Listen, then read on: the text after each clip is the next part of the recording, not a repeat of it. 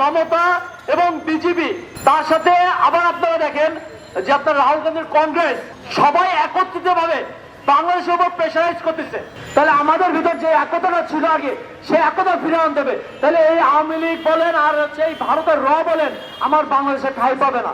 দেশের ভিতরে এবং সকল র এজেন্টকে তাড়ানোর জন্য আমাদের ঐক্যবদ্ধ হতে হবে। সুপরিকল্পিত ঘটনা আপনারা দেখুন, বাংলাদেশের হাই কমিশনে, ইন্ডিয়ার ভিতরে থেকে বাংলাদেশ হাই কমিশনে হামলা করা হয়েছে, ভাঙচুর করা হয়েছে, সেখানে কাউকে অ্যারেস্ট করা হয়নি এবং কোন ধরনের আইনি ব্যবস্থা নেওয়া হয়নি।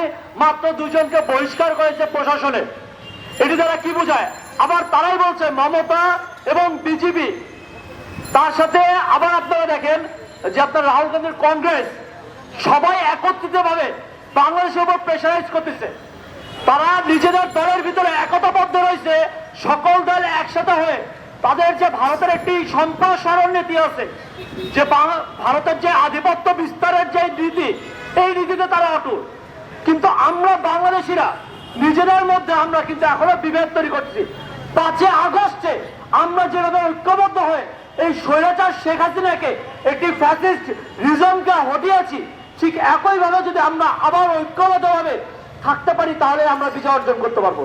কিন্তু এই ভারত দেখতেছে যে আমরা নিজেদের মধ্যে আবারও বিভেদ তৈরি করতেছি বিভিন্নভাবে। সনাতনীদের সাথে মুসলমান লাগাই দেওয়া হচ্ছে। এটা কিভাবে করা হচ্ছে? এই যে ইসকনকে উস্কে দেওয়া হয়েছে, এটাও কিন্তু ভারতের চাল। কিন্তু আমরা সেই জায়গাটাতে রাজনীতি খুঁজতেছি, নিজস্ব দলীয় রাজনীতি খুঁজতেছি, কিন্তু আমরা দেশটাকে খুঁজতেছি না, আমরা বাংলাদেশটাকে খুঁজছি না, যে বাংলাদেশকে আমরা 5 আগস্ট খুঁজছিলাম।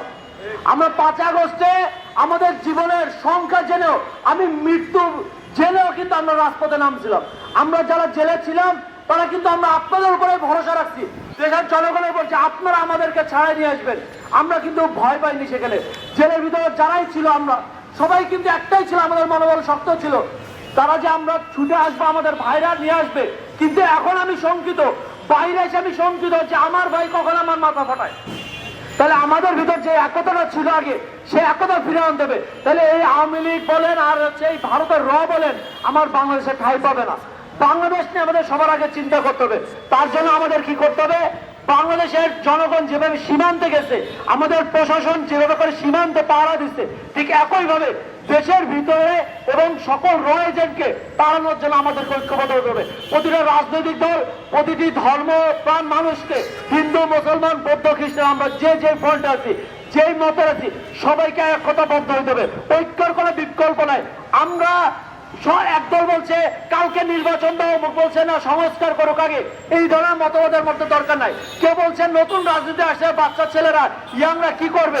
আরে ভাই, আমরাই তো আন্দোলন করছি, আপনারা আমাদের সাথেই ছিলেন, আপনারা আমাদেরকে পরামর্শ দিচ্ছেন। এখন কেন বিভেদ তৈরি করা হচ্ছে? আমাদের এই বিভেদকে ভুলে যেতে হবে।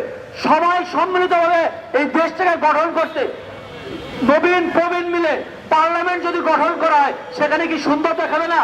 তখন কেন আমরা বিভেদ তৈরি করতে যাব? আমরা যেহেতু আন্দোলনে বিভেদ করি নাই, কেন আমরা পার্লামেন্টে বিভেদ করব?